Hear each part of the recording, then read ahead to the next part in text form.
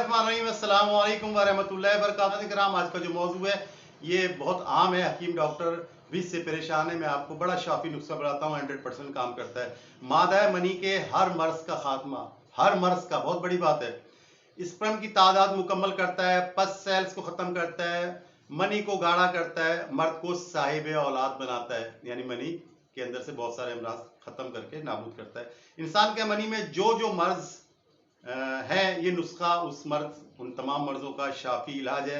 Sperm count को बढ़ाता है, पस सेल्स को खत्म करता है, मनी में खून जो आता है उसको खत्म करता है, मनी को गाढ़ा करता है, बांझपन मर्द का खत्म करके औलाद पैदा करने के काबिल बनाता है।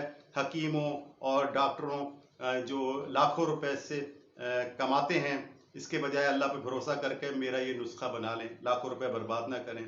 आपका मसला बगैर साइड इफेक्ट सिर्फ 40 दिन के अंदर जो है ना इंशाल्लाह हल हो जाएगा। चाहे तो इलाज के बाद रिपोर्ट करा लें और बदले में मुझ हकीर के लिए, मेरे आबा अजदाद के लिए, मेरे औलादों के लिए दुआ कीजिए। बस यही मुझे आपसे सिला चाहिए। नुस्खे के अज़ा नोट वाले, खारकस्क यानी गोखरू 250 ग्राम लेने, आंवला इंडियन लेना है 100 ग्राम, दारचीनी, सालब मिस्री ये दोनों लेनी है 50-50 ग्राम, प्याज लेके उस कुचल के उसका पानी निकाल लें, यानी रस 250 ग्राम लेना है, शहद 1 किलो खालिस हो, चाहे फार्म का हो चाहे छत्ते वाला हो, खालिस हो, 1 किलो शहद ले लेना है। सफेद प्याज आपने ले ली है, अगर सफेद प्याज आसानी से मिल जाती, बाजार में मिल जाती तो ठीक है, वरना आम प्याज ले लीजिएगा, उसका पानी बना लेना। 1 किलो प्याज हो, उसे आप कूटेंगे तो आधा किलो पानी निकल जाता है। रेशमी कपड़े से निचोड़ लें, इसको तरीका बताता हूँ, और उसको फिर पानी को आपने जो है ना 250 ग्राम वजन कर लेना है अलग से। प्याज के पानी को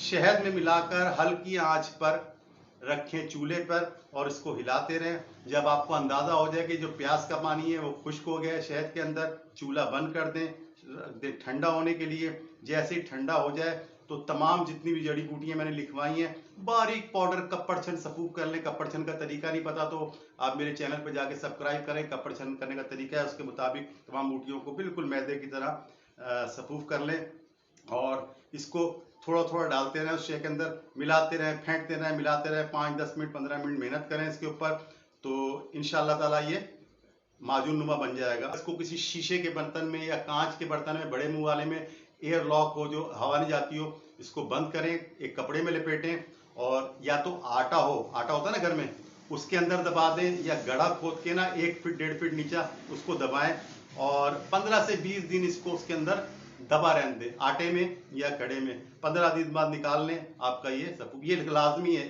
ठीक है, इस तरह करना है। अच्छा, इस्तेमाल इसका इस तरह करना है, 1 चाय का चम्मच भर के ना सुबह नहार मुंह और फिर 12 घंटे बाद शाम को 5-6 बजे खाली मैदा 1 कप पानी से, दूध से नहीं, मुसलसल 40 दिन करें, यानी सुबह खाली पेट, 12 घंटे बाद शाम को खाली पेट, नीम गर्म या सादा पानी से इस्तेमाल करें। नाश्ता और ग़िज़ा जो है इसके 1 घंटे बाद करें। 40 दिन बाद अपना टेस्ट करा लें, इंशाल्लाह ताला मनी के हर ऐप से आपकी जो रिपोर्ट है वो पाक आएगी, स्पर्म काउंट पूरे हो चुके होंगे।